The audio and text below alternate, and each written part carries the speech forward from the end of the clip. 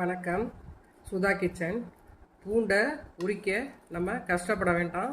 எம்மா சின்ன பூண்டாக இருந்தாலும் நம்ம ஈஸியாக கை வலிக்காமல் நகை வலிக்காமல் உரிச்சிடலாம்.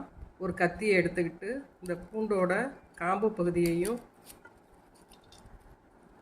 பூண்டோட நுனி பகுதியையும் லேசாக கட் பண்ணிவிட்டு இந்த முதுகு பகுதியை லேசாக ஒரு கீறி விட்டோம்னா ஒரு கோடு விழுந்துடும். நாம் இதை இப்படி உரித்தோம்னா ஈஸியாக உரிச்சிடலாம்.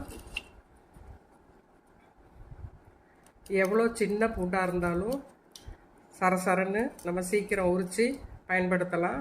வீட்டில் டிவி பார்க்கும்போது இந்த மாதிரி எடுத்து வச்சுக்கிட்டு நம்ம அடியையும் நுனியையும் கட் பண்ணிவிட்டு இந்த மாதிரி ஒரு கோடு போட்டோம்னா ஈஸியாக உரிச்சிடலாம். அவ்வளோதான். ரொம்ப சின்ன பூண்டை கூட நம்ம இதே மெத்தடில் ஈஸியாக அதிக அளவு உரித்து பயனடையலாம். நீங்களும் இதே போல் செஞ்சு பாருங்கள். உங்களுக்கு யூஸ்ஃபுல்லாக இருக்கான்னு பாருங்கள். பார்த்துட்டு எனக்கு கமெண்ட் பண்ணுங்கள், லைக் பண்ணுங்கள், ஷேர் பண்ணுங்கள், சப்ஸ்கிரைப் பண்ணுங்கள், ஆல் பட்டனை கிளிக் பண்ணிக்கங்க. நன்றி, வணக்கம்.